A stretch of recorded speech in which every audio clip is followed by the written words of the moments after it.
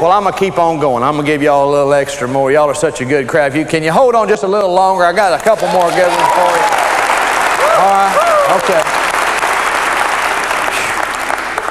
I got a dear friend named Bengy and his wife Connie. They're in the ministry. They're one of my own kind.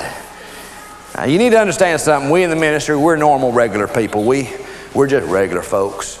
We're God called, but we're regular. We're sinners just like everybody else. And in our marriages, sometimes we have little tiffs and tough times. I know my sugar baby and I do. I don't like to call them arguments, maybe just discussions. There's a Hebrew word for that, bakar, which means a whole bunch of bull. But old Bengy and Con that day, that had a little tiff, on that Friday. She just didn't think he did enough and wouldn't help out enough, And so they had a banquet that night at church, real formal thing. I mean, really going to be nice. Ladies going to wear the formals, and the men were going to dress up, and so they had to go. And he's on staff. He had to be there, in the ministry. You got to go. And they're going to have to fake it the whole night. You know what I mean? They're just going to have to act like everything's fine. Well, sure enough, she's put on her formal, and she's got one of these long zippers, from the waist all the way to the neck. One of those long jobber doos. She can't really get it all the way up. And she said, "Do you think you can help me with the zipper? Do you think you can do that much?" Oh, baby. Old Ben says, "Yeah, I can do it. He grabs that zipper, goes on up there, gets up there, and he thinks, "Well, I'll have a little fun." So he goes, and all of a sudden, it broke it. Oh, baby. Oh, but he broke it. She said, "You did not break my zipper." They had to be there in about 15 minutes. He said, I'll fix it. So we got some pliers, couldn't fix it. They had to pin it. She had to put a shawl on in June. You know what I mean? And so she said, "I'm so embarrassed. I've never been so embarrassed." She didn't have another form. She said, "I have to wear this. I have to wear a shawl my grandmother made." He said, "Well, you look good, baby." She said, "Oh." They get in the car. They get there. As soon as they get there, they see people. Hey, great. Doesn't she look great? Doesn't she look great? "Oh, yeah, Connie, your shawl is really nice."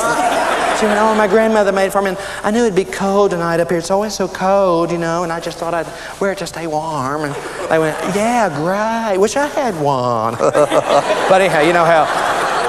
So they went through that whole evening, and they got in the car to go home. She says, "I have never been so humiliated and embarrassed in my whole life." And he said, "Honey, everybody said you look great." They were lying. They were just being Christian.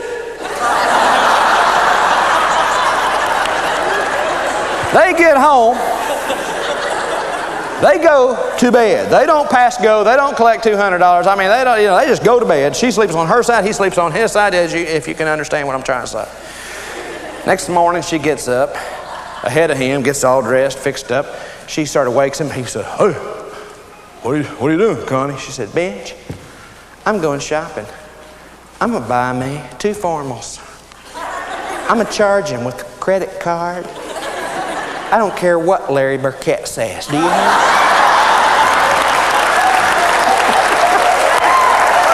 Woo-hoo, baby, yeah. So all of a sudden,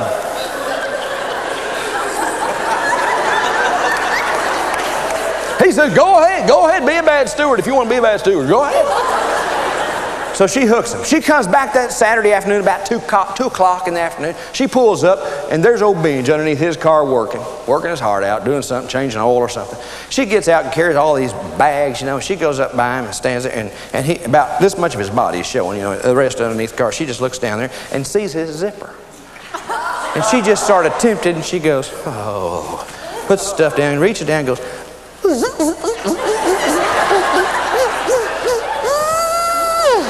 there, picks her stuff up, walks inside, puts her stuff on the kitchen table, goes back into the den, and there's Bengy watching television.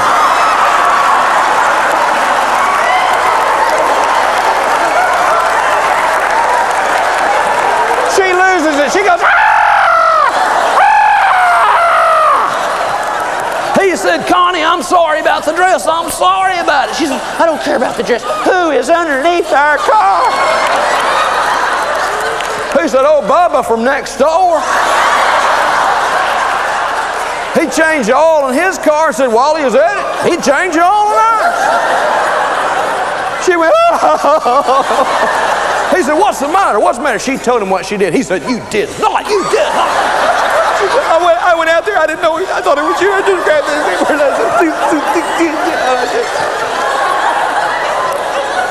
She looked at him. She said, you go out there and you do something to fix it.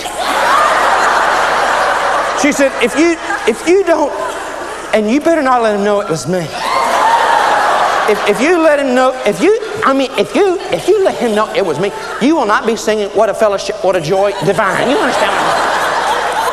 He understood her language there, and Benji goes out there. Bubba's still underneath the car. He said, "Hey, Bubba, come on out. I need to talk to you." Bubba does not move. He squats down there and looks underneath there. Bubba is out cold. He pulls Bubba out, slaps him on the cheek, said, Bubba, Bubba, Bubba. Bubba goes, Benj, I was putting the last twist on your oil filter. Some woman came and grabbed my zipper and started zipping on my zipper and said, I tried to look up to see who it was, must have hit my head on the manifold. Benji said, I've heard about her. She lives way down the street. She lives way down the street.